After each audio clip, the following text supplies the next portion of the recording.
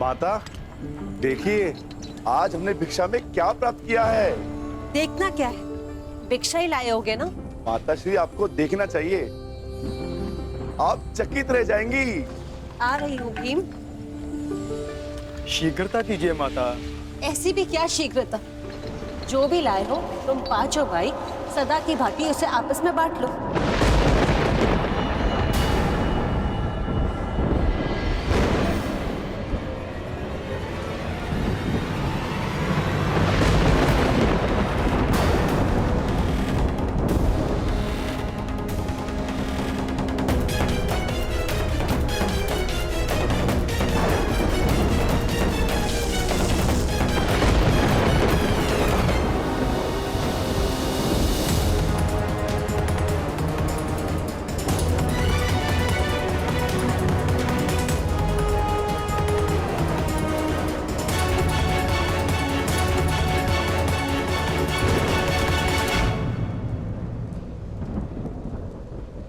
आपने क्या अनर्थ कर दिया माताश्री।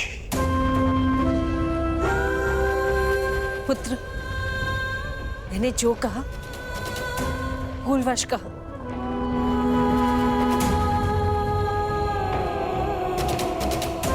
वही कहा जो तुम सबसे प्रतिदिन कहती थी।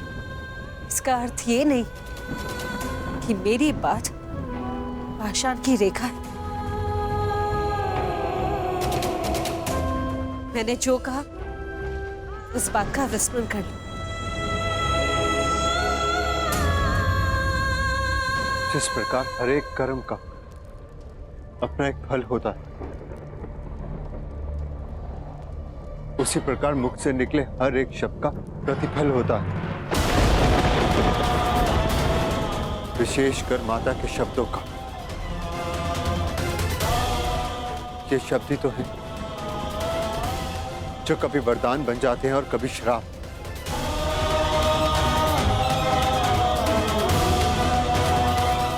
माता का वाग्दान माता की आज्ञा है, जो ना तो कभी भुलाया जा सकता है और ना लौटाया जा सकता है।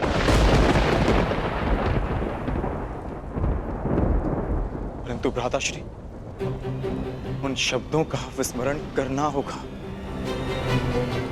एक स्त्री 5 पुरुषों से विवाह कैसे कर सकती है? अद्भुत!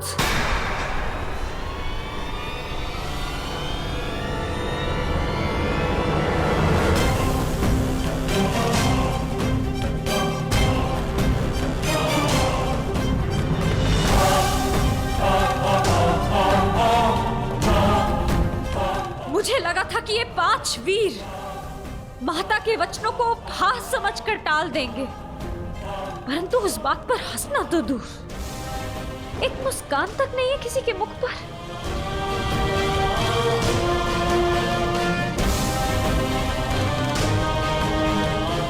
मुझे तो लगा था कि आप सब मुझे सांत्वना देंगे कि पांचाली, माताश्री ने भूलवश जो भी कहा उससे व्यथित ना हो,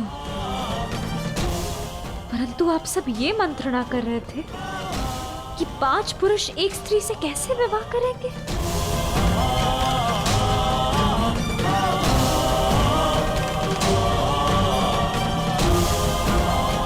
जिस स्त्री की लाज, उसका जीवन इन शब्दों ने दांव पर लगा दिया,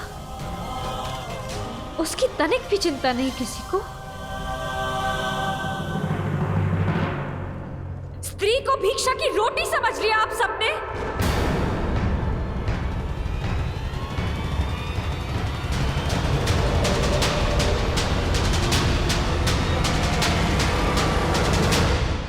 पुत्री, अपने शब्दों के लिए मैं क्षमा मांगती हूँ। नहीं माताश्री, आपने जो कहा वो भूलवश कहा, परंतु इन सब ने जानते समझते आपके साथ उपहास किया था। मेरी क्या भूल है माताश्री? ये 5 भाई ये विवाद कर रहे हैं कि मुझे कैसे बांटना है।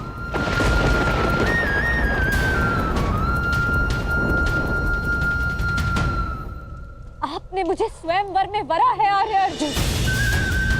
महाधनुष पर प्रत्यंचा चढ़ाकर असंभव लक्ष्य को भेद कर आपने अपनी वीरता तो सिद्ध कर दी, परंतु अपना उत्तरदायित्व नहीं समझा। जिसके बाणों ने आर्यव्रत के समस्त वीरों के बाण काट दिए, वो अपनी माता के वचनों को क्यों नहीं काट सका?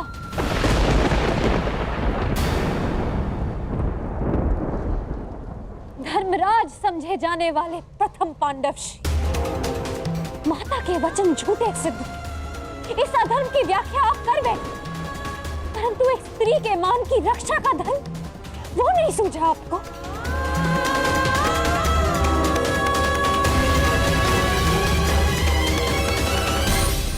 एक परिणीता विवाह के पश्चात जब अपने ससुराल आती है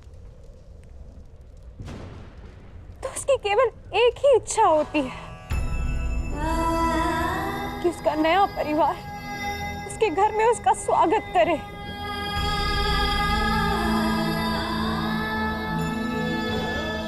परंतु यहाँ मेरा बंटवारा करने पर विचार विमर्श कर रहे हैं आप सब,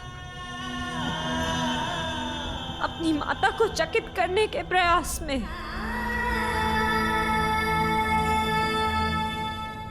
आप सबने मेरा उपहास बना दिया कि अब स्वयं नियति भी मुझ पर हंस रही है। क्या स्त्री एक विजेता का स्मृति चिन्ह है कि एक पल दिखाकर उसे प्राप्त करता है,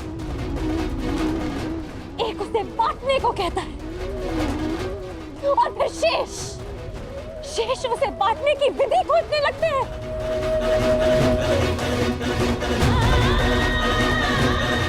महाबलशाली वृकोदर भीम, जिसने एक विशाल वृक्ष उठाकर मेरी रक्षा की चुनौती ली थी, पवन वेग से युद्ध किया, क्या वो उस पांचाली को उसका मान बनाए रखने का आश्वासन नहीं देगा?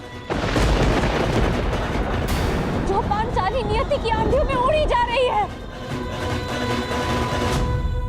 क्या यही इस पांचाली का प्रारब्ध है आर्या?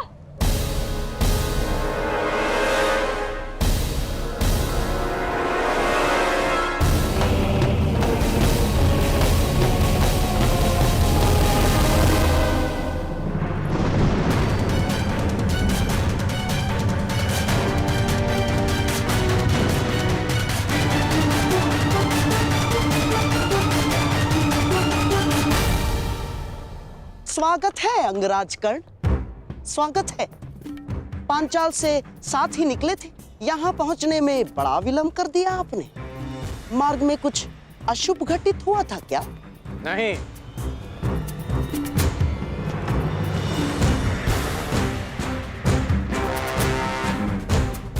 परंतु आपके इस भांति मार्ग में आने का अर्थ है कि यहाँ अवश्य कुछ अशुभ घटित होने वाला है। तुम्हारी विलक्षण बुद्धि को देखकर कभी कभी मुझे आश्चर्य होता है कि क्या तुम सचमुच सूत पुत्र ही हो? और एक बात, क्या द्रौपदी का वरण करने वाला वो युवक सचमुच ब्राह्मण पुत्र था अंगराज? है?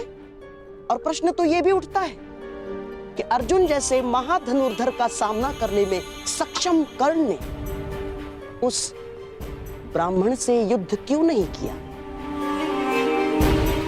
अर्थात परशुराम शिष्य को पराजय का भय हो ही नहीं सकता। तो उस युद्ध से पीछे हटने का कारण क्या था अंगराज कर्ण? क्योंकि एक सच्चा योद्धा युद्ध नीति का पालन करता है, वो ना कारण किसी से युद्ध करता है और ना किसी का अधिकार छीनता है। उस युवक ने अपने बल और कौशल से वो स्वयंवर जीता है। परंतु ये बात आप कैसे समझ सकते हैं? क्योंकि हाथों में बांसे रखकर षड्यंत्र रचने वाला एक सच्चे योद्धा का मन नहीं समझ सकता।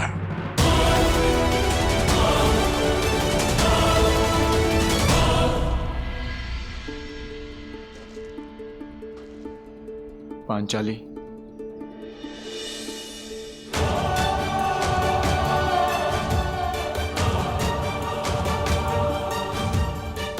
मुझे क्षमा कर दो पांचाली। किसी का मंतव्य तुम्हें ठेस पहुंचाना नहीं था।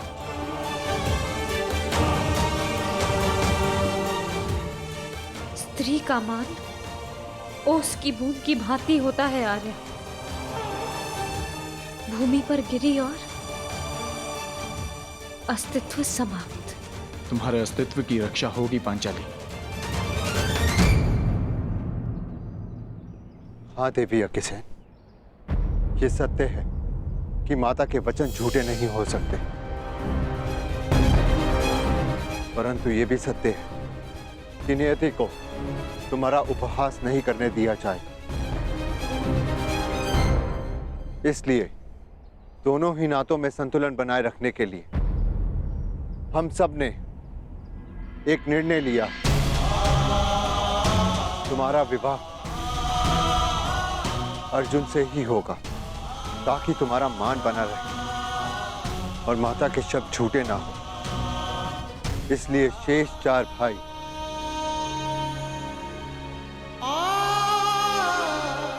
संन्यास लेंगे, संन्यास लेंगे, संन्यास लेंगे।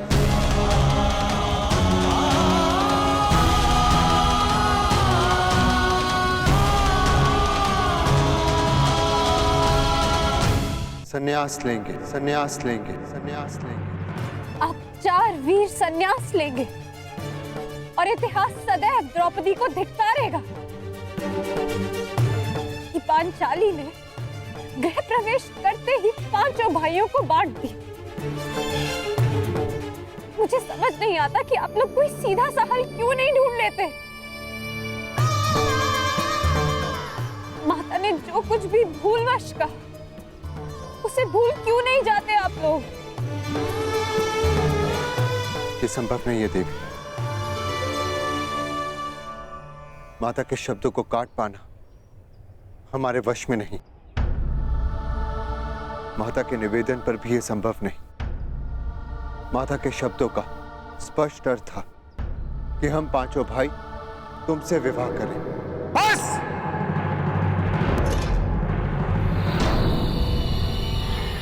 अब एक भी शब्द और मत कहना दुस्साहसी ब्राह्मण।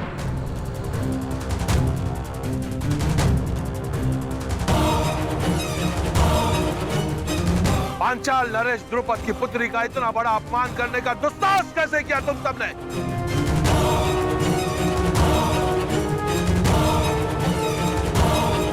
ये तो ईश्वर की कृपा है कि मैं यहां अपनी पुत्री का कुशल क्षेम पूछने आ गया, अन्यथा तुम सब अनर्थ करने जा रहे थे। पुत्री, तुम इसी क्षण पांचाल की ओर प्रस्थान कर रही हो और मैं युद्ध में इन सब का वध करूंगा।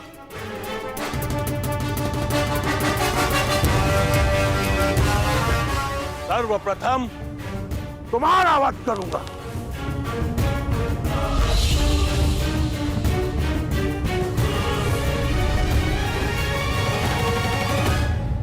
ठहरिए पांचाल नरेश।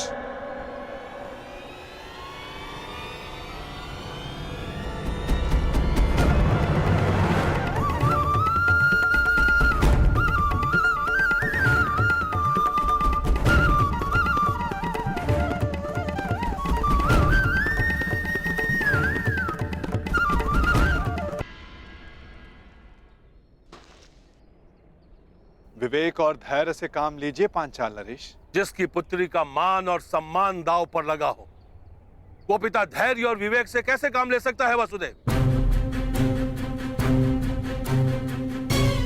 आज आप बीच में नहीं आएंगे वसुदेव। आज पांचाल नरेश द्रुपद पर एक नहीं अपितु 5 ब्रह्म हत्याओं का पाप लगना निश्चित है।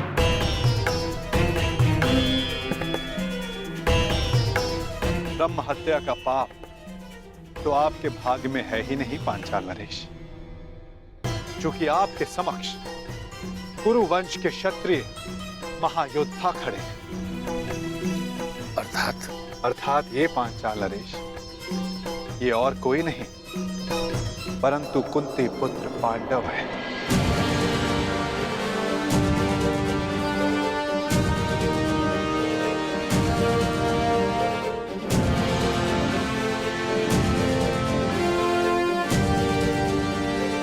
जो सबसे आगे खड़े हैं वो धर्मराज युधिष्ठिर है,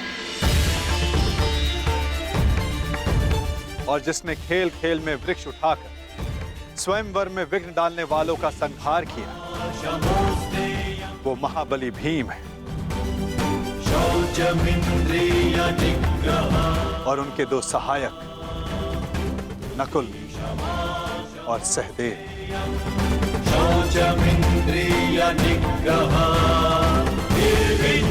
और जिसने असाध्य लक्ष्य भेद कर द्रौपदी को वर,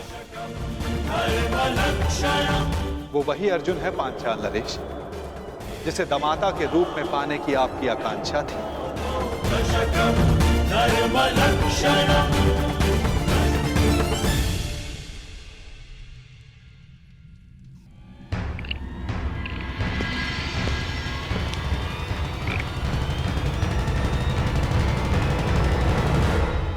पधारिए अंगराज कर्ण।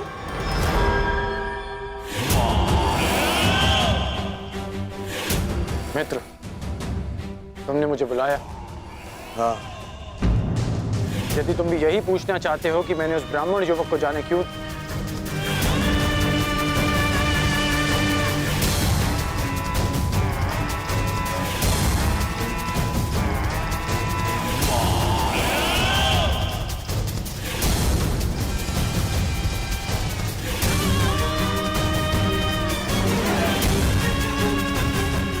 उस ब्राह्मण को छोड़ो मित्र, छोड़ो उस ब्राह्मण को। ऐसा शुभ होने वाला है कि पांचाली स्वयंवर की त्रासदी भूल ही गया हूं मैं आज बहुत प्रसन्न हूं मित्र।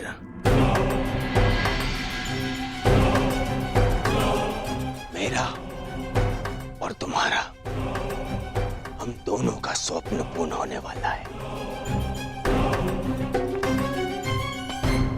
मामाश्री ने ऐसा मार्ग खोजा है जो मुझे, दुर्योधन को, तुरंत ही हस्तिनापुर का राजा बना देगा। मेरा राज अभिषेक होगा, राज अभिषेक। उसके पश्चात तुम्हारा परिवर्तन का स्वप्न भी पूर्ण हो जाएगा मित्र। हाँ मित्र,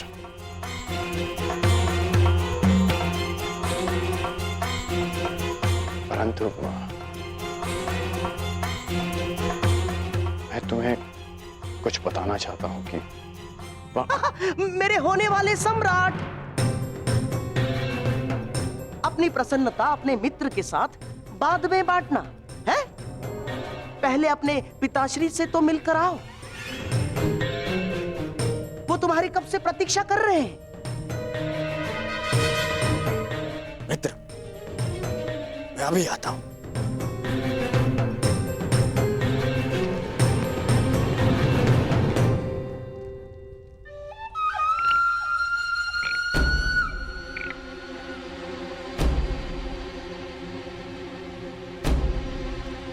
जब तक दुर्योधन लौट आए तब तक चौसर के दो दो हाथ हो जाए अंगराज कर्ण।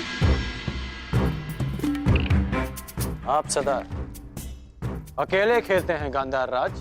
हाँ, अकेला ही खेलता हूं, क्योंकि जो स्वयं के साथ अकेला खेलता है वो दूसरों को अपने खेल का पासा बनाने में सक्षम होता है। कर्ण, मैं चौसर की नहीं, उस खेल की बात कर रहा हूं जो आप हस्तिनापुर में खेल रहे हैं। खेल तो तुम भी खेल रहे हो अंगराज कर्ण, जिसका प्रारंभ तुमने पांचाल स्वयंवर के युद्ध में कर दिया है?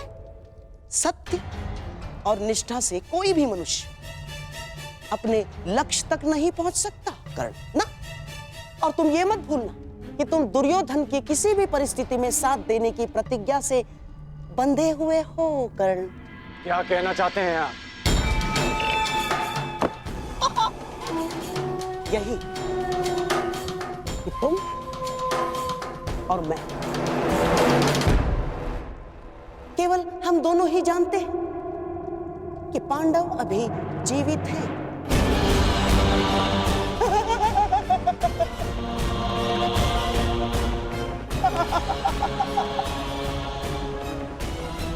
और यदि दुर्योधन को सम्राट बनते देखना चाहते हो, तो ये सत्य किसी को ज्ञात नहीं होना चाहिए ना।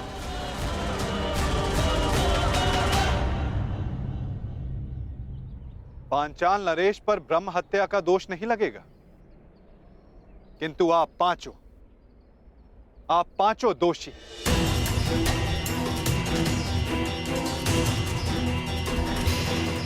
धर्मराज, पांचाल नरेश के क्रोध का कारण नीति संगत है और द्रौपदी की पीड़ा भी। यदि कुछ अनीति हुई है तो आप पांचों से।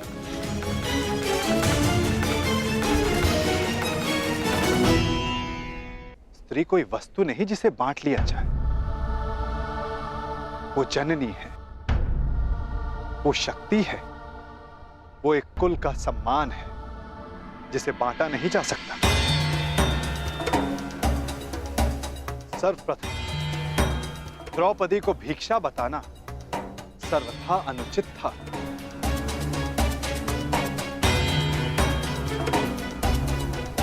तुमने पांचाली का वरण किया है ना अर्जुन,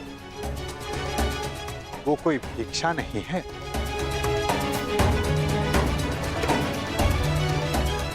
हुआ श्री, वचन सोच समझकर मुख से निकाले जाने चाहिए। अनुचित समय पर निकले अनुचित शब्द ब्रह्मास्त्र से भी अधिक विनाशक सिद्ध होते हैं। माता सदा चाहती है कि उसकी संतान प्रेम से रहे, परंतु बिना परिस्थिति जांचे, बिना परिणाम का आकलन किए कोई निर्णय सुना देना घातक सिद्ध होता है। संतान प्रेम में लिया गया अनुचित निर्णय कभी कभी सृष्टि का चक्र डगमगा देता है बुआ श्री।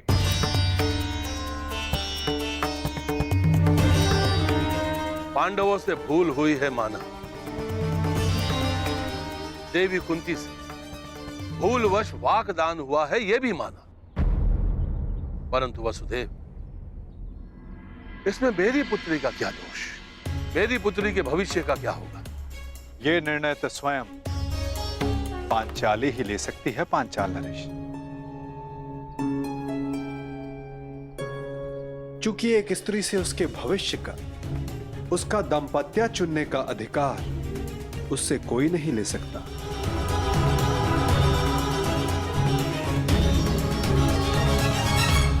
मुझे तुमसे सहानुभूति है सखी, परंतु ये निर्णय तुम्हें स्वयं ही लेना होगा।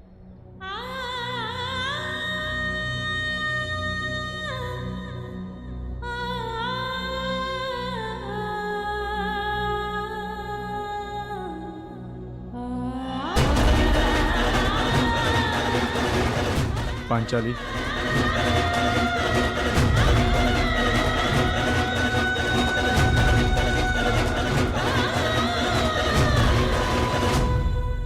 मुझे विश्वास है कर्ण कि तुम ना अपनी प्रतिज्ञा तोड़ोगे और ना ही दुर्योधन का स्वप्न।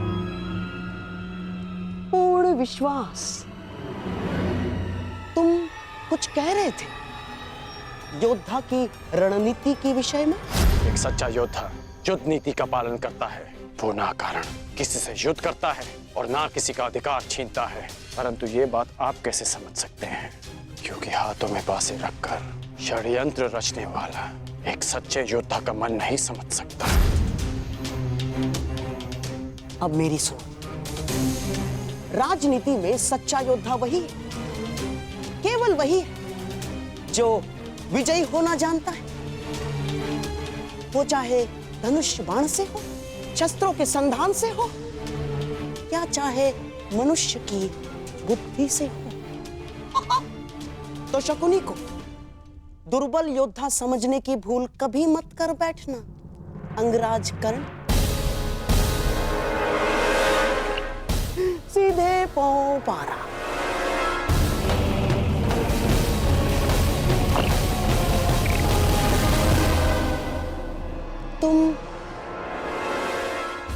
स्वस्थ हो गए कर्ण।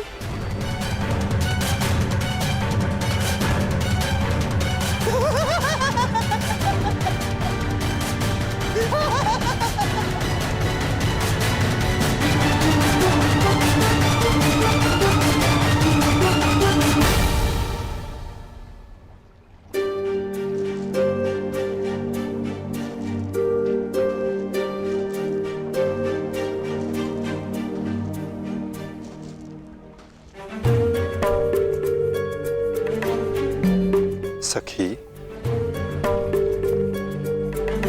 क्यों? किस लिए सखा? आप तो मेरे सखा हैं और सर्वज्ञाता भी। क्या यही मेरा प्रारब्ध है? फिर क्यों मुझे इस दुविधा में उलझने दिया आपने? तुम्हारे प्रारब्ध का निर्धारण तुम्हारा चयन करेगा सखी। तो क्या चयन करूं मैं वासुदेव? पिताश्री ने यज्ञ करके एक पुत्री की कामना की थी जो अर्जुन से विवाह कर सके, और मैंने भी अपने प्रथम श्वास से यही अनुभव किया है कि अर्जुन को पाना ही मेरे जीवन का प्रयोजन है, और आपने भी इस प्रयोजन को सिद्ध करने में सहयोग दिया। और अब जब ये प्रयोजन सिद्ध हो गया तो एक नई दुविधा उपस्थित हो गई। एक ऐसे पद पर ला खड़ा किया है आपने, समझ ही नहीं आता कि कौन सा पद स्वीकार करूं। क्या इस दुविधा में पड़े रहना ही मेरे जीवन का प्रारब्ध है? हम सब यात्री हैं सखी, और हर यात्री के मार्ग में कभी ना कभी ऐसे मोड़ आते हैं जब वो संशय में घिर जाता है। उस समय तनिक पीछे हटकर परिणाम और उद्देश्य के विषय में सोचना चाहिए, देखना चाहिए कि किस मार्ग पर क्या मिलने वाला है। तनिक विचार करो सखी, यदि तुम पांचों पांडवों से विवाह करने के लिए हां करती हो तो क्या होगा? इतिहास सदा के लिए मुझे 5 पतियों की पत्नी के रूप में जानेगा।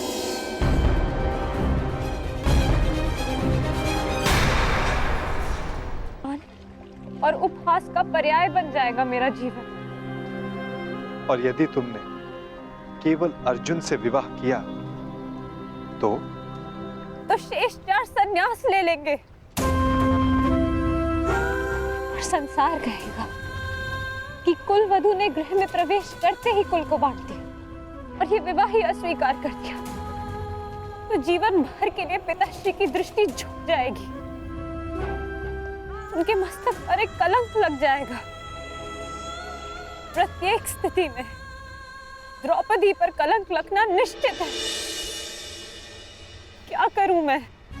ये प्रश्न स्वयं से पूछो या किसी ने कि द्रौपदी का उद्गम क्या है, उसका उद्देश्य क्या है, उसकी यात्रा, उसका लक्ष्य क्या है।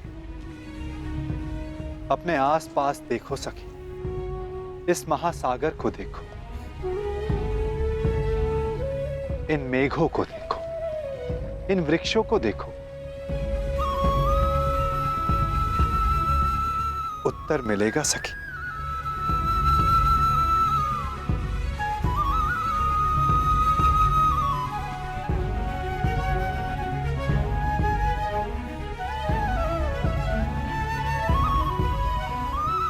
तो क्या कहा इस महासागर ने, इस मेघ, इन वृक्षों ने?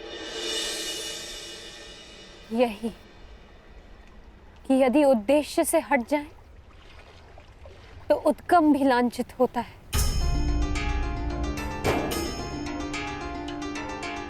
एक बूंद का उद्गम मेघ होता है और उसका उद्देश्य धारा को सींचना।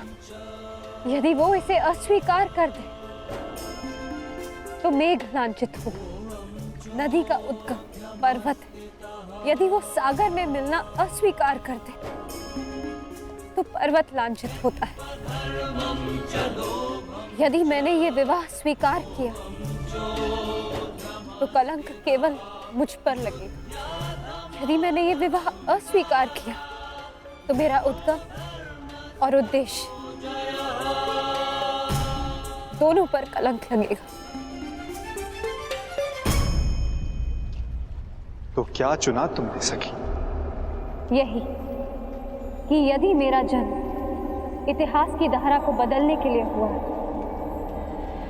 तो इतिहास बनना पड़ेगा मुझे। कदाचित इसलिए ही अग्नि मेरा उद्गम, क्योंकि जीवन भर इसकी ताप को सहना है मुझे।